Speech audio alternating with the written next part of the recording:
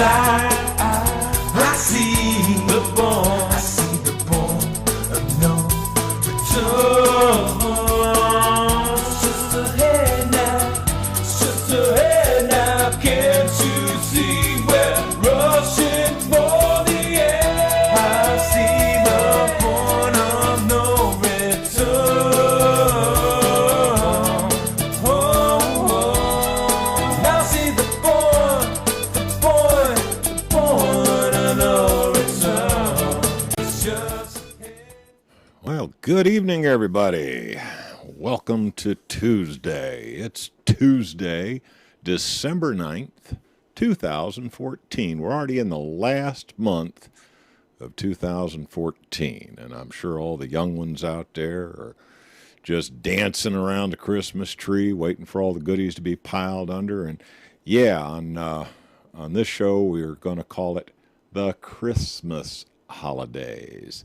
Okay? Because, even though, frankly, I myself am not a Christian, I grew up enjoying the Christmas holidays. And like so many others out there, I plan on having a really nice Christmas holiday this year, and I hope you do too. But, I would caution you about engaging in the abject commercialism that has come to represent these Christmas holidays. I mean, frankly, it's supposed to be a season of giving thanks for all the little favors that have been done for you over the years. Maybe show a little gratitude to those around you that did you some favors during the year. Gather together with friends and family and maybe have a good feast and enjoy each other's company. I mean, shoot, I'm even going to invite the Outlaws over this year. We're going to have us a nice Christmas feast. And hope you all enjoy this holiday, regardless of how sucky the news tends to be. And I guess we should probably get into it. By the way, I am Gary Hendershot. You're listening to Wide Awake News on the Rinse Radio Network. And for all those who are watching this on YouTube, yes, this show is broadcast live at 8 o'clock p.m. on Tuesdays. That's 8 o'clock p.m. Eastern U.S. time on Tuesday evenings. And we are broadcast live, the audio portion of it, on the Rinse Radio Network. And regardless of what venue you're using, welcome.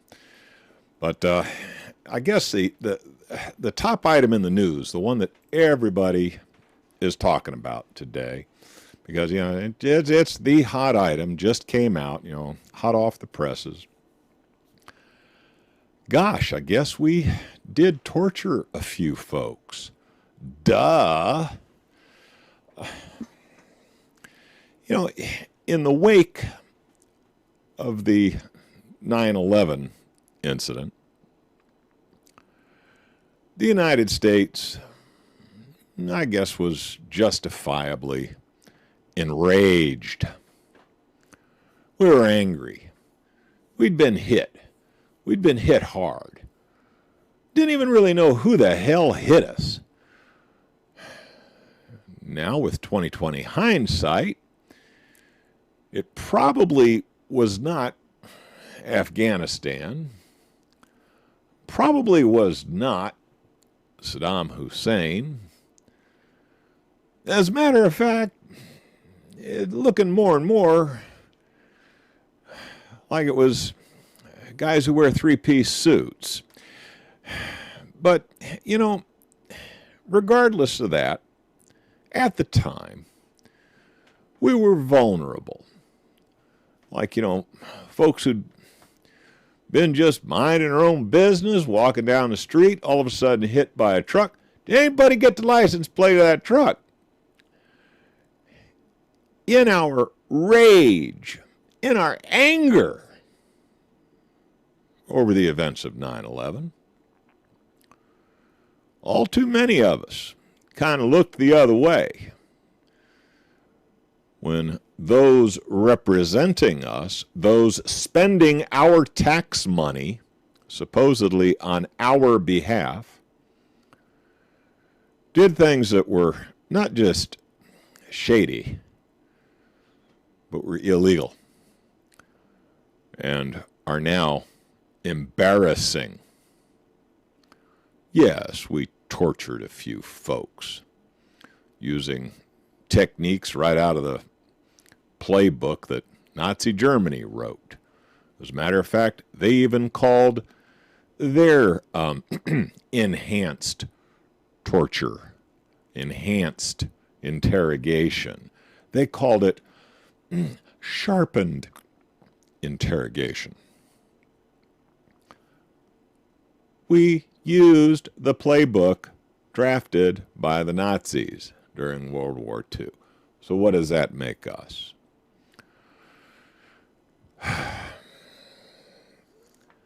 Now, there's a lot of different sides to this story.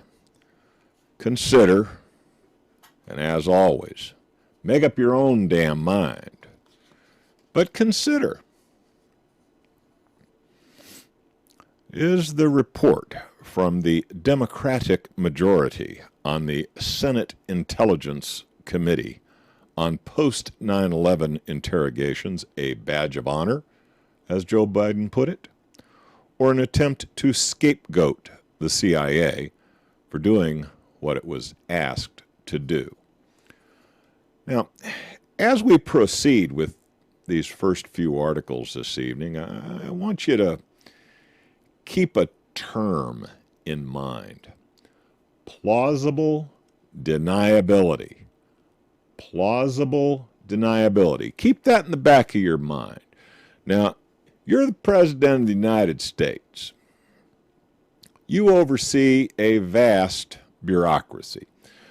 Some of these fellows, you know, their names are Guido and Louis the Leg Breaker.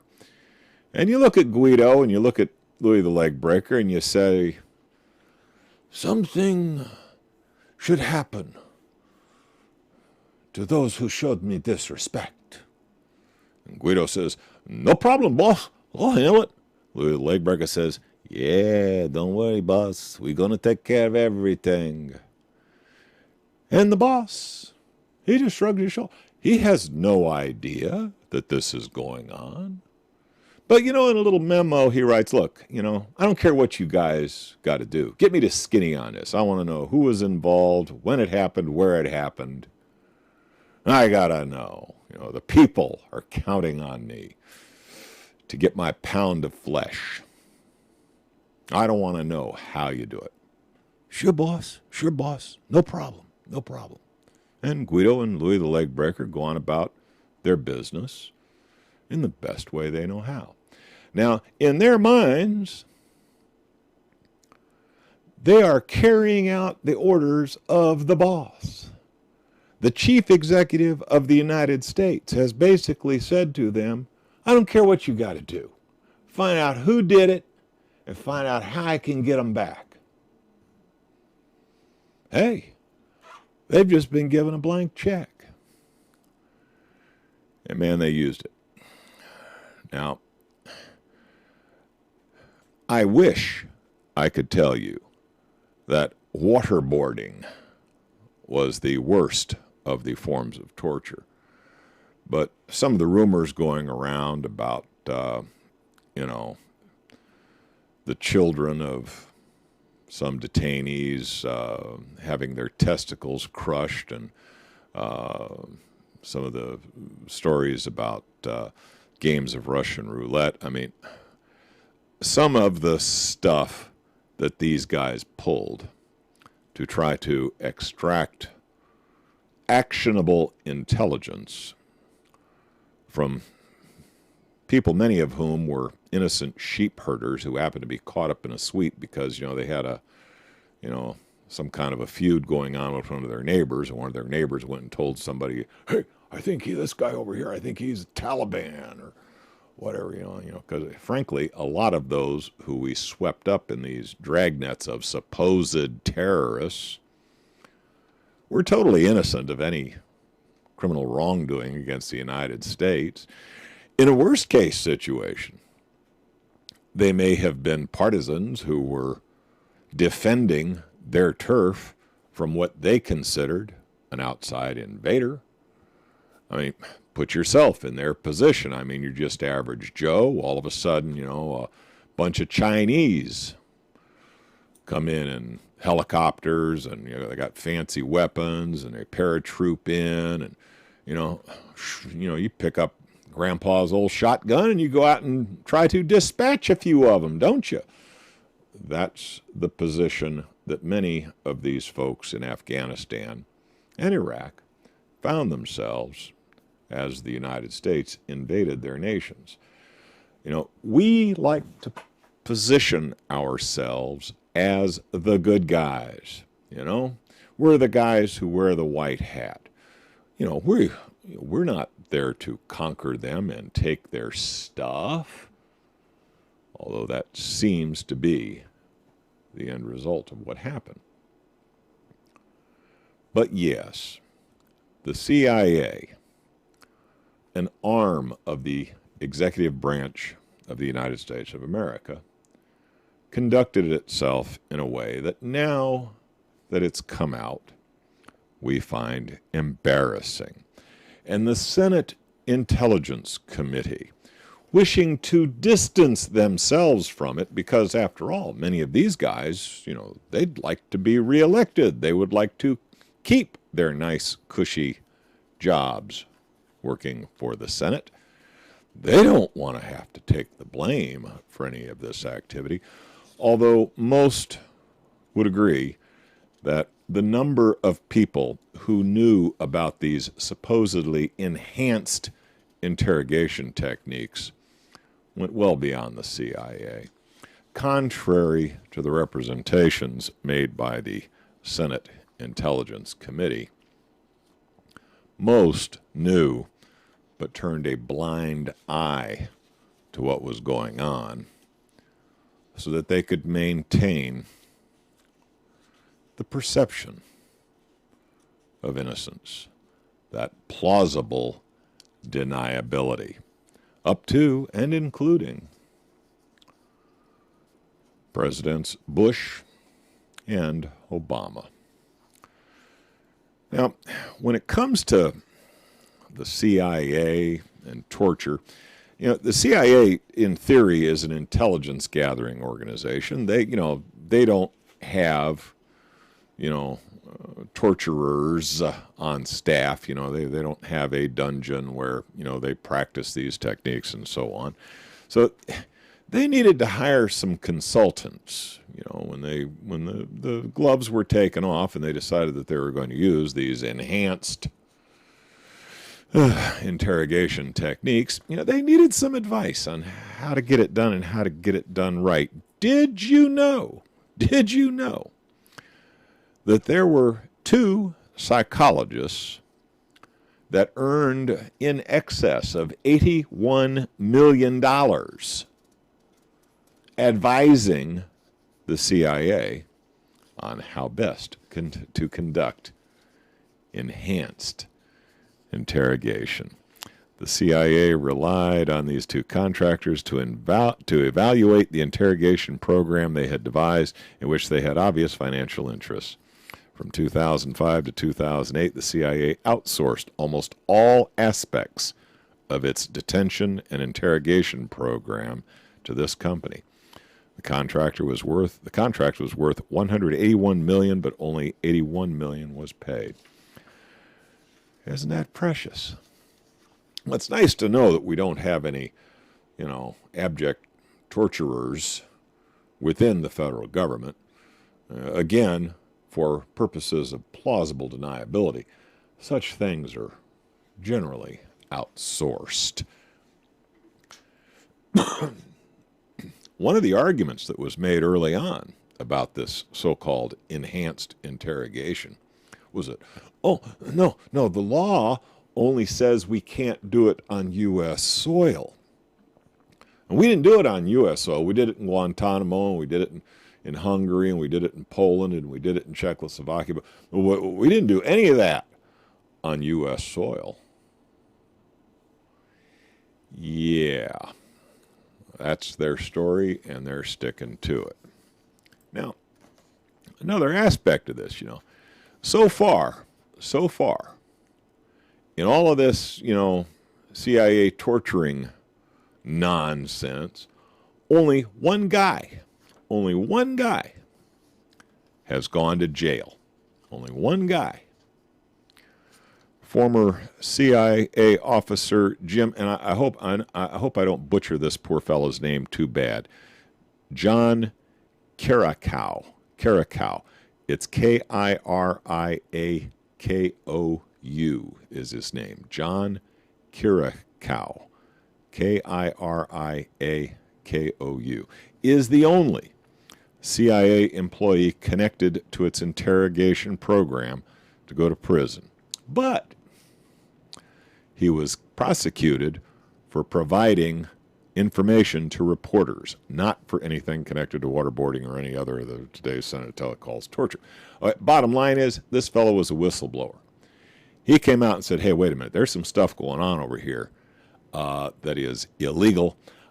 I do not wish to be involved in this, and it's my duty to, I tried to inform my boss. My boss told me to shut up and go away. I tried to go to his boss. He said, shut up and go away. I didn't have any choice, so I called in the reporters, and I said, hey, look, there is some stuff going on that is bad, and I just want you to know right up front, I'm not involved in any of this. I don't want to have anything to do with this. This is illegal.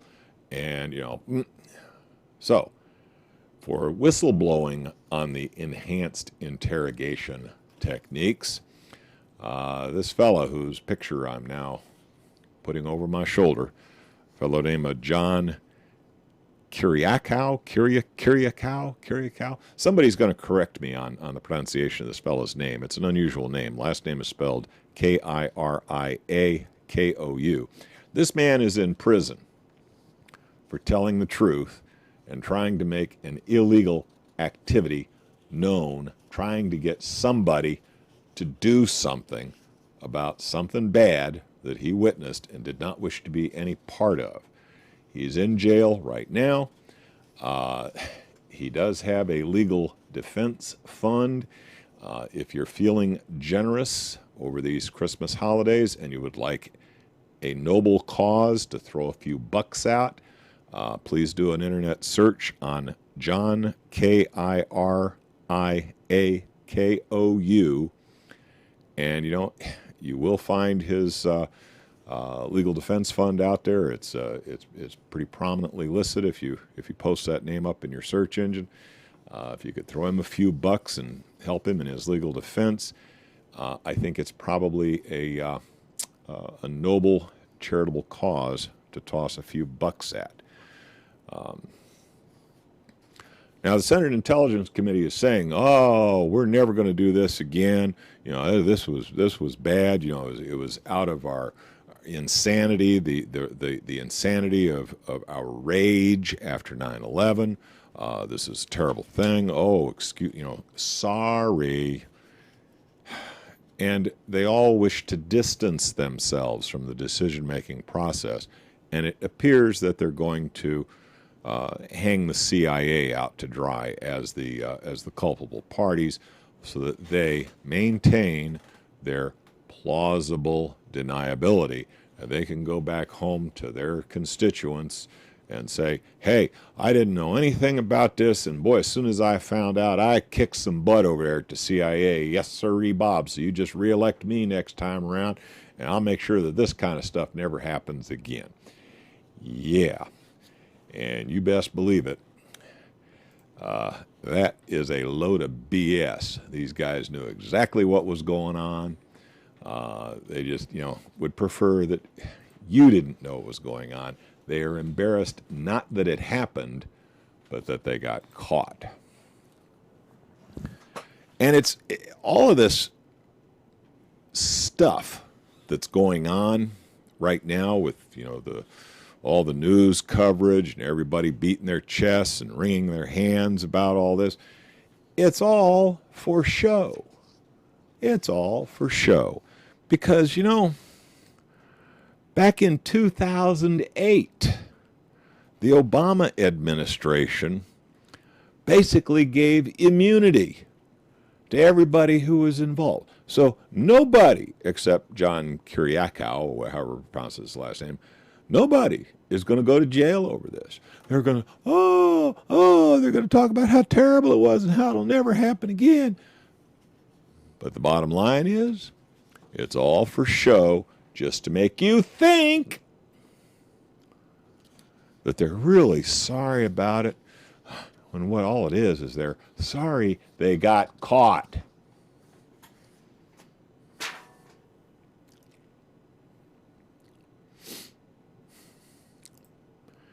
Well, so anybody who's been listening to me for any length of time knows I just love Obamacare. And yes, we do have some Obamacare news tonight, but we're going to have to wait until after the break to cover being Grubered and more plausible deniability right after these important commercial announcements. All righty, and we're back from that blatantly commercial interruption to evening's events. Plausible deniability. Plausible deniability.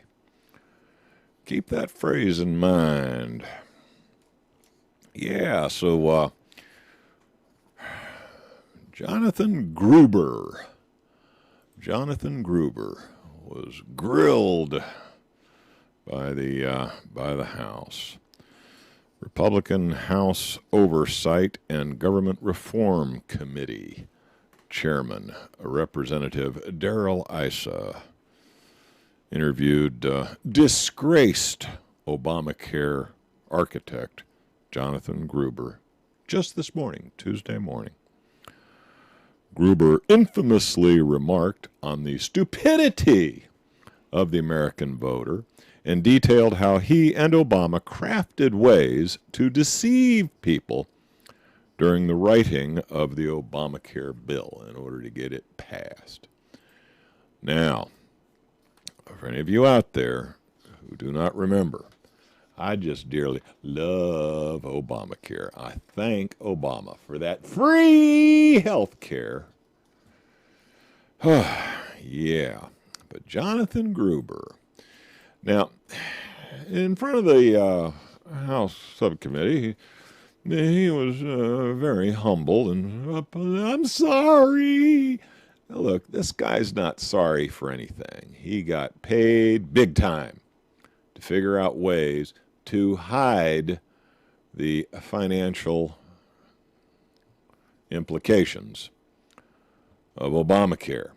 In particular, because of his standing as an economist, he was charged with figuring out how they could get what was obviously a major tax increase, the biggest tax increase that Americans have ever faced in history, how he could get this passed and say it's not a tax.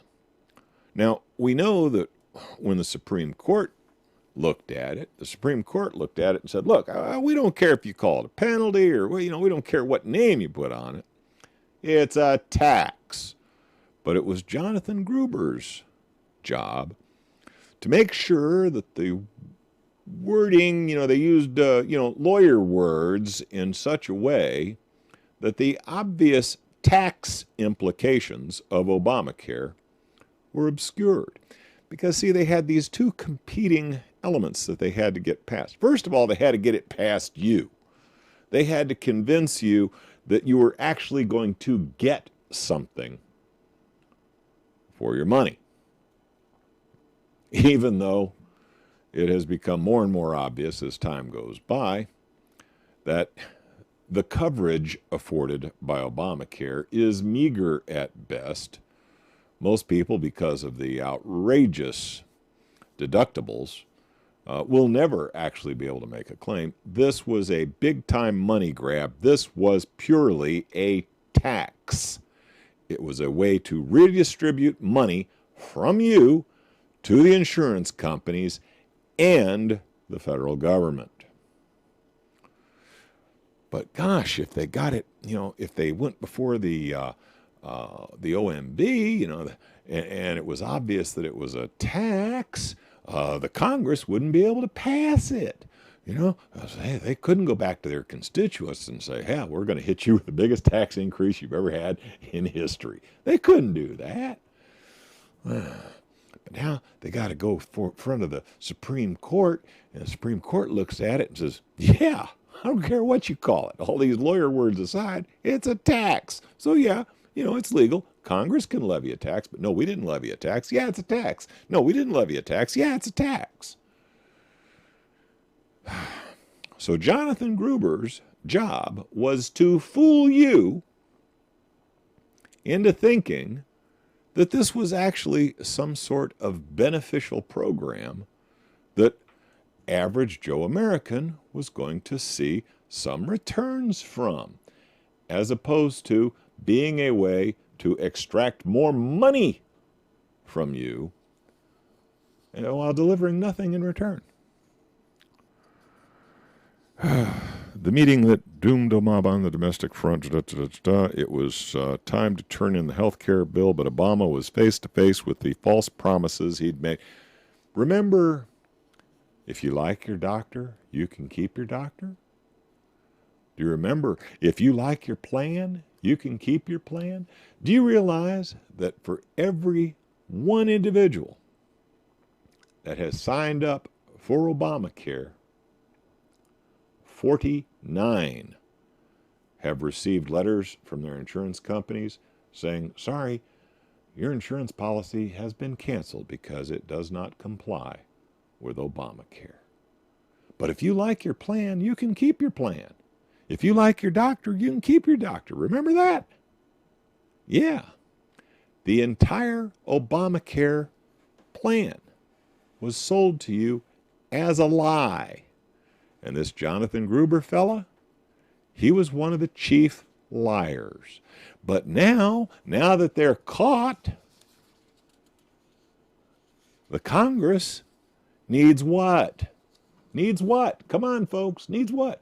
Plausible deniability. So I know what. We'll put horns and a tail on this guy Gruber, and we'll dump it all on him. Yeah, it's all Gruber's fault. Gruber did it. Yeah, it's all his fault. And this fella, hey, he made big bucks over this, okay? This guy Gruber, he don't have to work again for the rest of his life. He made so much dough off of Obamacare. He's set for life. So, yeah, he'll fall on the sword. I'm sorry. He's not. He's sorry he got caught. Like all of them. He's sorry he got caught. But he's been paid very well to be the scapegoat. So, to be Grubered is a new term for having been conned. Con man, cheat you out of something for some aluminum siding that didn't side. You've been Grubered. A public official lies to you and you buy into the lie. You've been Grubered. To be Grubered is a new axiom in the English language of the United States of America. How often have you been Grubered? Are you listening to a politician? I guarantee you, he is trying to Gruber you. I wonder if I've started a new internet meme. Let's see how far that one goes. We'll just have to see.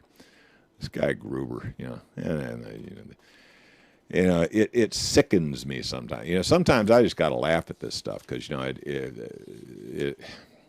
if you don't laugh about it, you'll cry.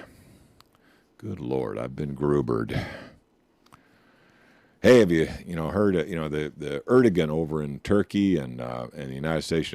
They really are trying like the devil to figure out some justification for getting a no-fly zone going over Syria. This thing with ISIS or ISIL or IS or whatever the heck they're calling themselves this week. Israeli intelligence is what I call them.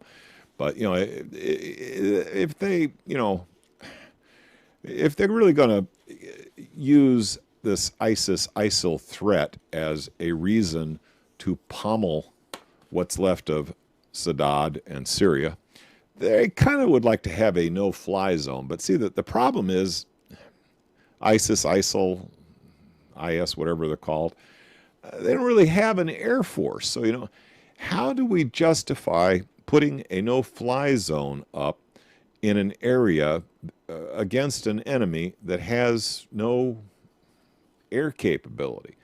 Well, now we know. It seems that Israel has been flying air attacks against Syrian positions in support of ISIS. Therefore, by definition, we can put up a no-fly zone. The problem is, are we going to be shooting down Israeli aircraft? Hey, I'm hearing the music in the background. I got to slide out of here for a short one while they sell some product at the studio. I'll be back with some more barking at the moon in just a couple minutes.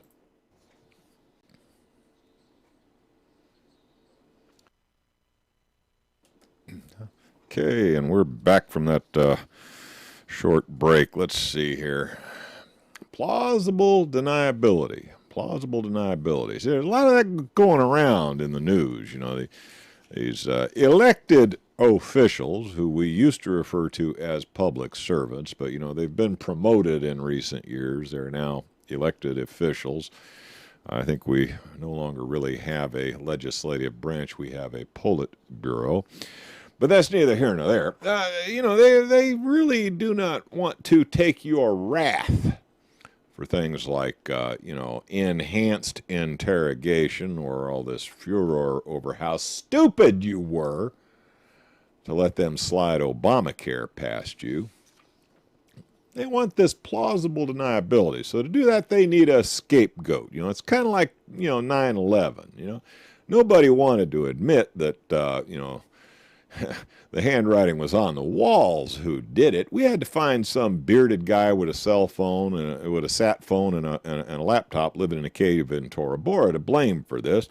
Let's see. I know we'll use a CIA asset named Osmond or Bin Laden or whatever. We'll blame him for all this trouble, and this will give us a good excuse to go kick butt over in Afghanistan and Iraq. We'll figure out some way to get our camel's nose onto the tent. Well, and I think we're in our third round in Iraq now. And I thought mission was accomplished. I thought George Bush the Lesser signed off on that one, said mission was accomplished. So much, yeah. Don't you feel like you've been Grubered? I mean, are you even feeling a little bit of that Gruberization coming upon you? Yeah, man, we've been Grubered. We've been Grubered the whole time. Another one they're trying to Gruber us on is this immigration thing. I'll take some heat from some of my audience. I know particularly some of my libertarian audience out there thinks it's just great to have open borders. I mean, there shouldn't be any such thing as borders. And, 50 million people want to just walk across the border and set up housekeeping in the United States. We ought to just look the other way, right? Well, Obama supposedly issued an executive order that supposedly made 5 million currently illegal aliens legal. I mean, it's like he's going to hand them, work permits. Okay, you got a temporary visa and you can apply for citizenship. And yeah, you can invite, 10 of your cousins and close relatives in. So, that we start with 5 million, Camel gets his nose under the tent, and we could easily wind up with 50 million over this. We just don't know yet. Business leaders say, well, there's a lot of jobs that we've got here that, Americans just won't take. What they really mean is, gee, if we could get some of those guys from south of the border up here, they'll do the job for 20% of what a U.S. Because, see, a U.S. citizen realizes what he's got to pay for Obamacare, what he's got to pay for all of his taxes and his other obligations. But, if we can slide a few bucks under the table cash to these guys from south of the border, we can get the work that we need done cheap. So a lot of what this is business leaders want cheap labor. They want somebody who will undercut your price. He wants to price you out of the market for the lower paying jobs. Now, a lot of Americans, times are tough. They might consider taking a low-paying job. Maybe they were used to making $20 or $30 an hour, but, times are hard. The only thing they can get pays, $12, $15 an hour. They might take that job if they could get it for, a living wage. Come on, I got a car payment, I got a mortgage, I got to buy food, I got to pay my Obamacare tax,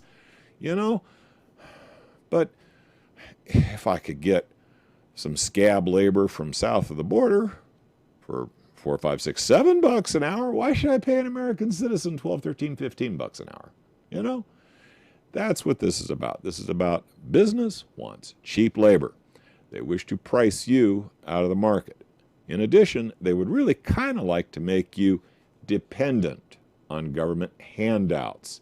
The more people they have dependent on the welfare state, the more control they have over the population in general. Right now, almost 50% of America gets some kind of a government check. In that, let's face it, in that there's a lot of folks who are getting a Social Security check that they figure they earned, okay? They paid into this system their entire working life. They figure, yeah, I'm entitled to that Social Security, damn it. I paid into that system for 30, 40 years. I know I'll never get back as much as what I put in, but I want what I'm entitled to. So, are they really on welfare? I don't know, they're kind of getting theirs for what they paid for, they made a deal with the government. I pay in this much when I'm old and I need it. You're going to give me that much? Okay. It's not such a great deal, but I'll take it. Actually, they had a gun pointed to their head and said, hey, you will pay in whether you take it or not. So, they paid in. They want their Social Security benefits. They figure they've earned it. But so many, I think, something like 45, 50 million depend on food stamps just to put food on the table. Now, when somebody becomes dependent on a government program, but they retain the right to vote, do you really think that they are going to do anything to upset the apple cart and potentially reduce that government benefit that they have become dependent upon? On that one, you're going to have to consider and make up your own mind. But I put forward that it is simply human nature. If you're depending on that couple $100 a month you get in food stamps or whatever to make sure you got food on the table, and somebody comes along and says, oh my God, we just can't afford all these social programs. We gotta cut back on the food stamps because we just can't afford it anymore. Are you really going to vote for that guy? My argument is probably not. Probably not. Well, now we've got, with the stroke of a pen, Obama has legalized 5 million new immigrants. Joe Arpaio, whose state and county is directly impacted by this, so he certainly has what the courts refer to as standing. And boy, we're going to get into a session on standing one of these nights when I have a little extra time and we can talk about standing and what that means. Just before Thanksgiving, following months of threats and promises, President Obama acted in a purely dictatorial manner and signed off on this thing. Oh yeah, we're going to legalize 5 million. Joe Arpaio decides, nope, I'm going to sue you. And he is suing over Obama's dictatorial act to make 5 million illegals suddenly legal. Well, on investigation, nobody can find the executive order that supposedly made these illegals legal. So now Joe's lawsuit may lose standing because nobody can find the executive order that Obama says he made. Now, figure that one out. Obama stood on a platform and said, hey, I changed the law for you. Wait a minute, he can't change the law. He's the executive branch, not the... So see, here again, plausible deniability. He didn't really change the law because he can't. It's illegal for him to change the law. The law has to be changed by the legislative branch. The executive is hired to enforce the law. So the best he could do would be to say, they passed a law, but I'm just not going to enforce it. Oh, but there's another clause in the Constitution that says that he will faithfully execute. So no matter how Obama approaches this thing, he's acting in an unconstitutional manner for the President of the United States. Could it be that it's all just a smokescreen, that he went in front of a whole lot of, fairly angry Hispanics who are saying, hey, you promised us you're going to make us legal. He went in front of them and said, hey, you're all legal now, come on down. But in fact, knowing that such an action would leave him open to lawsuits like from Joe Arpaio and potentially for being impeached, could it be that our president Grubered the Latin community? Hey, this one we're just going to have to follow up on in a week or so. I'm not sure, but right now it is a developing story. We really don't know if Obama has indeed issued such an executive order. If he hasn't, then the Congress really has nothing to beef about, and poor Joe's lawsuit is for nothing. But he did make those public statements to the recent immigrants that he'd done it. You're going to have to consider. And as always, make up your own mind. The truth is often funnier than fiction. You can't, Hollywood couldn't write such material. This is great stuff. And here's one more. Now, this one you need to be keeping an eye on. There is this thing, this financial thing that most of you are not involved in. You don't know, what this is, finance talk. It means nothing to me. This thing called derivatives. Now, suppose you was well-heeled and you was going to invest in fracking. You thought fracking was a pretty good idea, and this way they were going to be able to extract a lot of oil out of the ground. And if you invest a lot of money in this fracking technology, you might be able to cash in on this new technology and become even more wealthy than you are right now. But you want to hedge your bet. So you buy an insurance policy that says, look, if this fracking investment don't pay, the insurance company has to kind of cover my losses. Well, fracking seemed like a pretty cool thing to invest in if you was well-heeled back when oil was, $100, $110 a barrel. But with the recent reduction in the prices of oil's down around $60 a barrel right now. It's the lowest price we've seen on oil in a long time. I bet your gas prices haven't gone down that much and your home heating oil hasn't gone down that much, but that's okay. Somebody's got to take some, their little piece of the action, so you're not entitled. The big guys get their piece. But now these guys who invested all this money in fracking, and some of them are big banks, they stand to lose a lot of money, and a lot of these derivatives might have to pay out. So there's a big push on to make derivatives your responsibility. It's coming. Keep an eye on it. We'll talk more about that next week, too. I'm hearing the music in the background. Oh, my God, they're bringing out the hook and pulling me off the stage. I've done enough barking at the moon for tonight. I'll be back next Tuesday with some more. Good night, y'all.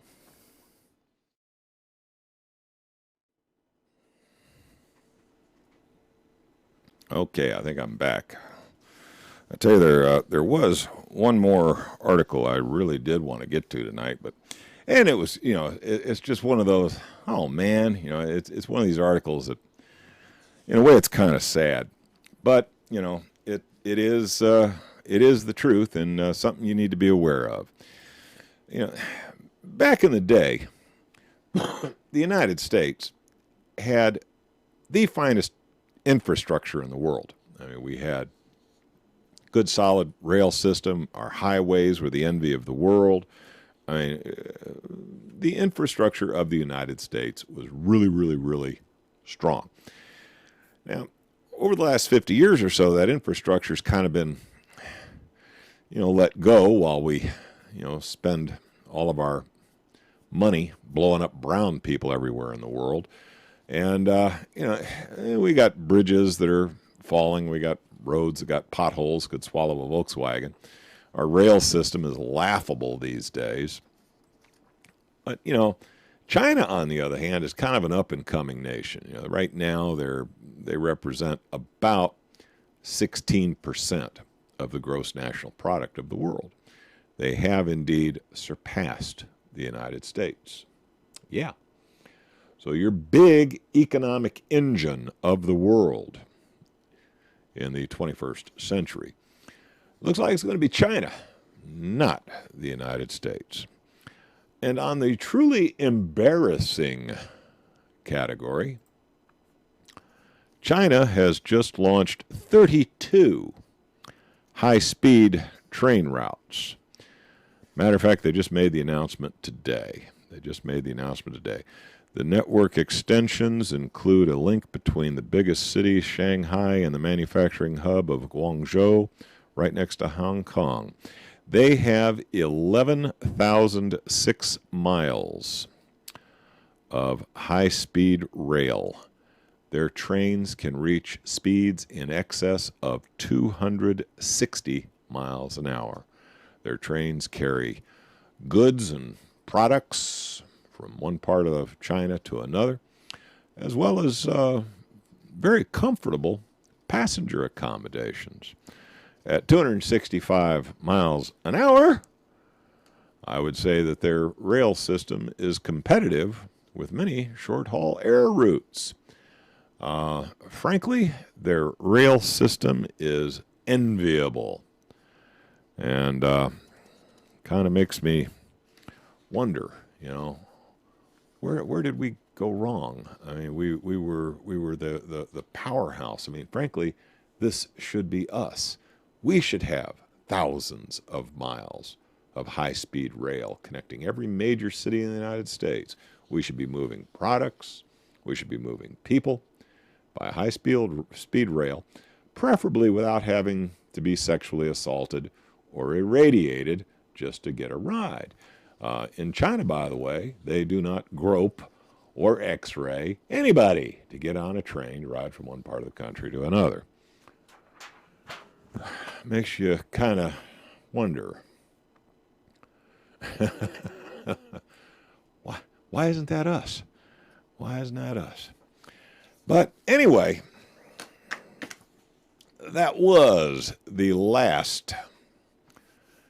Well, I got a comment from Zero Fossil Fuel in the chat room that China's infrastructure is built on the back of slaves. I think part of the reason why our infrastructure is in bad shape is because our infrastructure was built on the backs of Chinese and Irish immigrants who came here and worked for next to nothing, basically slave labor. So I don't know. Maybe with all these folks coming in from the South, maybe they'll be pressed into chain gangs and they'll rebuild our infrastructure for us at low cost. I don't know. Frankly, that's how we did it previously.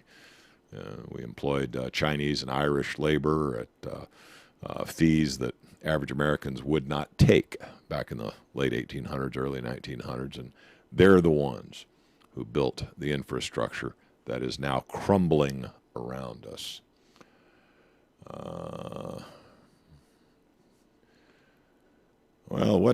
That was the extent, by the way, of the articles that I had planned to cover tonight. Can you guys in the audience think of anything that was hot in the news that I did not cover?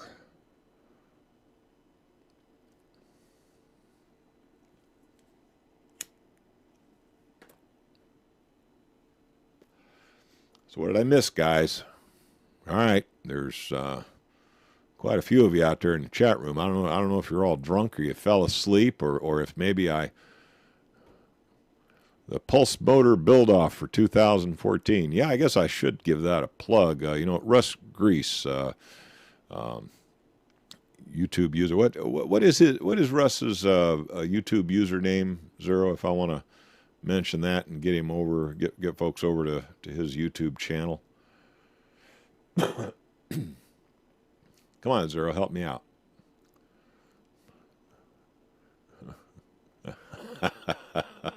All right, be that way. Come on, I need Russ Grease's YouTube handle so I can mention it on this. It's RWG Research. RWG Research.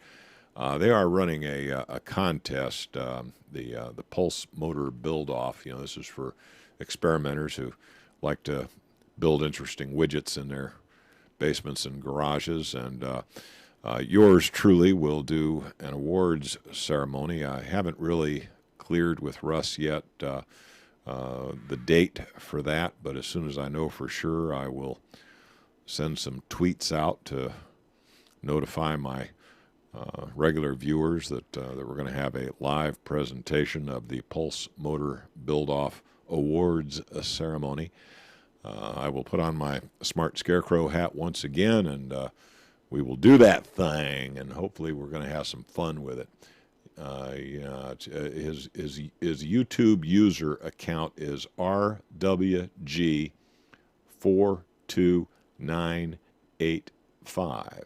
RWG42985. I'm sure that has some meaning to somebody, but if you want to check out Russ's videos leading up to this Pulse Motor Build-Off, go to YouTube and look for user RWG42985.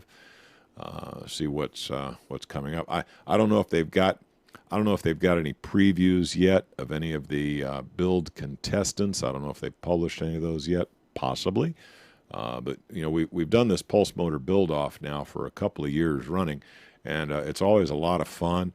None of these gadgets have much prospect of saving the earth, feeding the whales, and I guess we're going to feed the whales to the hungry. We're going to feed the hungry and save the whales, but I'm not sure any of that's going to happen over a Pulse Motor Build-Off.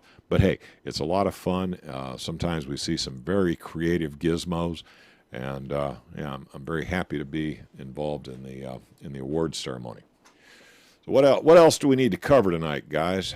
Are you going to let me off the hook? I don't know when the show is. Russ needs to get back to me with a schedule. He's not really confirmed yet what day we're going to do the show. As soon as I know. By the way, I always put a blast out on Twitter when I'm going to do a live broadcast. So, if you want to stay up to date on when I'm going to do a live broadcast, like this Pulse Motor Build-Off show that's coming up, I don't know right now what the schedule is, but I can guarantee you, if you follow Smart Scarecrow on Twitter, you will get at least 2 or 3 blasts before the show comes up that I'm about to do a live presentation. We'll try to give you as much advanced warning of when the show is going to go down as I can. But right now I'm still in the dark. I have not yet been told when the awards show is going to take place. Twitter, what's that? Yeah, come on. Everybody's a comedian. So how many of you out there have been Grubered recently? You bought any aluminum siding or, I think that, instead of saying, oh man, I got conned, from now on you just say, oh man, I got Grubered. I've been Grubered, oh my God.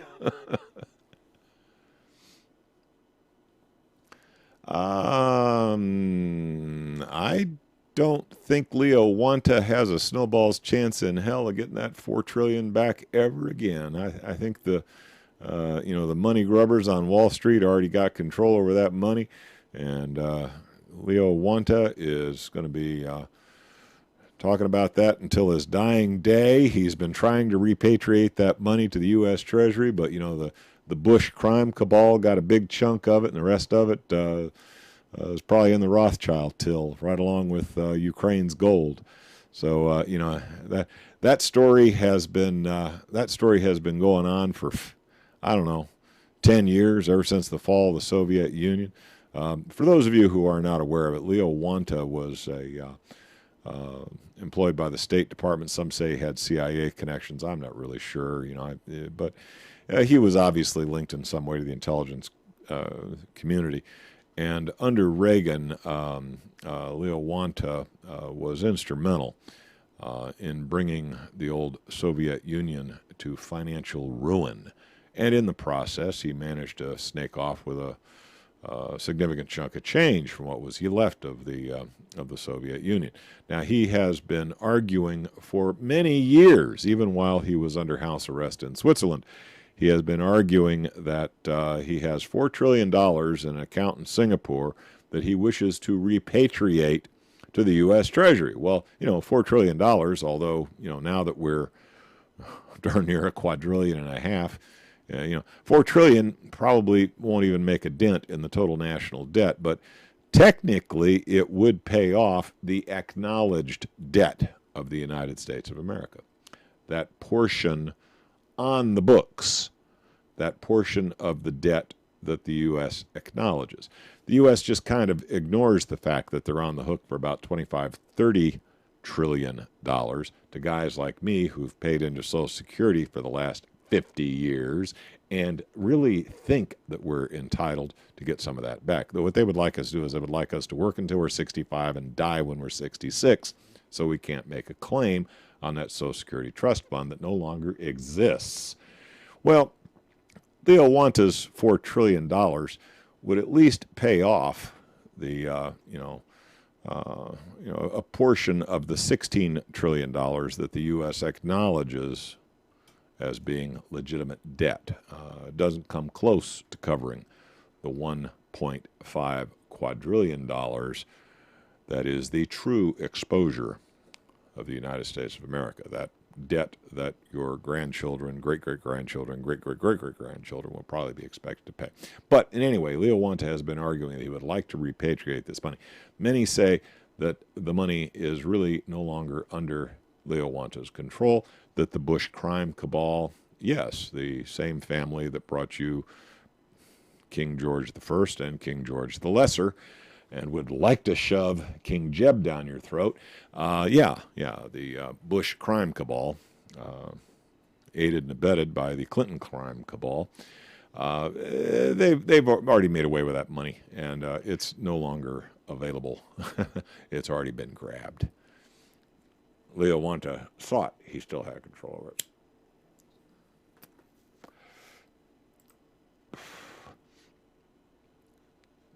I heard about that cell phones. A couple thousand people apparently got some kind of an emergency alert. I'm not sure if somebody tapped into the Amber Alert system or what. Don't know enough about that one to be able to comment on it, outsider. Wish I did. That was one of those ones I glanced at and I said, it's not a hot enough. We got so many hot items in the news. That one was kind of an also-ran. Nothing personal, but I have to pick the ones that I thought were really hard hitting. That one I kind of let pass.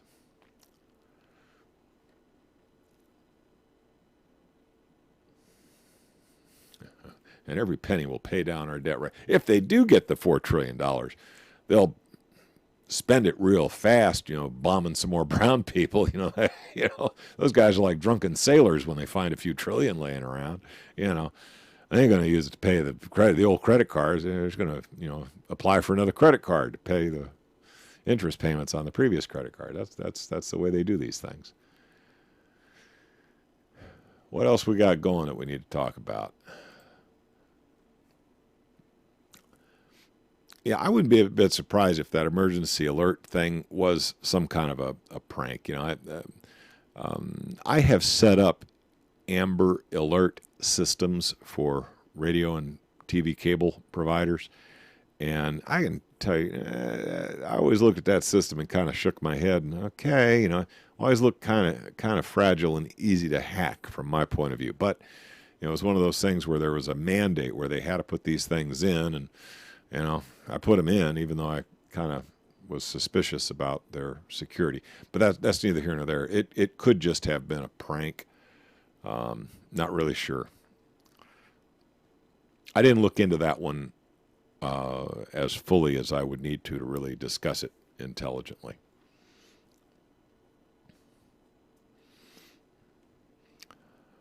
All right, I'll tell you what, if there are no pressing items that we need to discuss before I bail out of here, I'm going to go ahead and shut this puppy down. So, I don't want to, if there was a hot item that the audience really, really, really wanted to discuss before I bail out of here tonight, post it up or forever hold your peace, or at least till next week.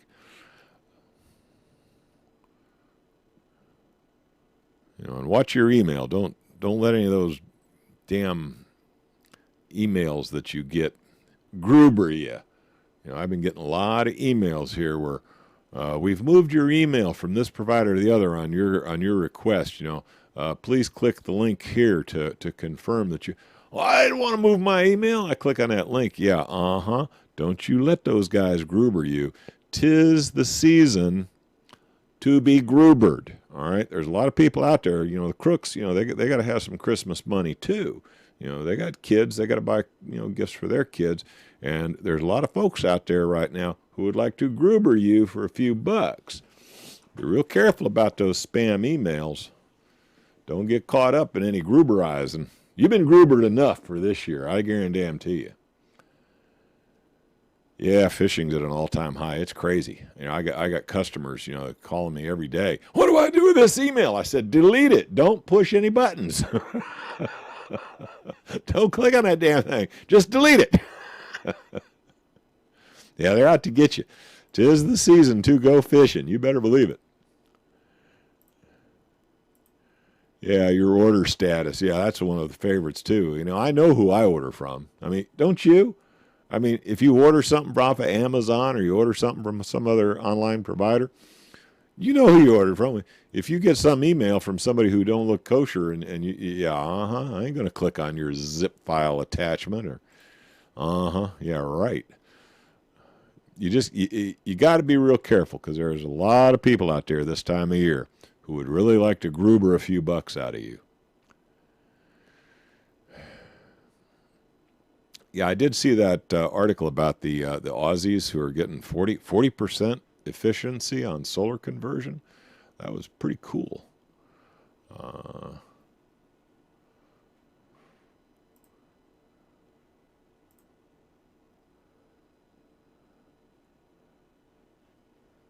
Yeah, Nigerian bank transfer. Yeah, that Nigerian princess who's, trying to sneak some money out of Nigeria, and she just needs $5,000 from you to clear customs with the cash or some such nonsense. I don't know. Yeah, Yeah, I'm going to get me some of that. Yeah,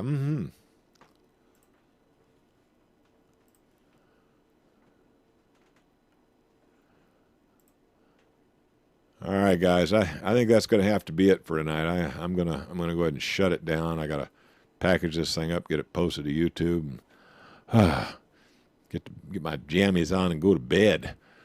But I hope you all enjoyed tonight's presentation. I hope you make time to stop back next Tuesday, and you betcha we'll do some more barking at the moon then. Good night, y'all. Take care of yourselves. Love of the turnarounds. None of us are leaving here alive. Whoa, what will you say? What will you say? And what will you do? What will you do? What will you do? Oh, I'm calling out to you. Won't you turn around? Oh, I'm calling out to you. turn, won't you turn around?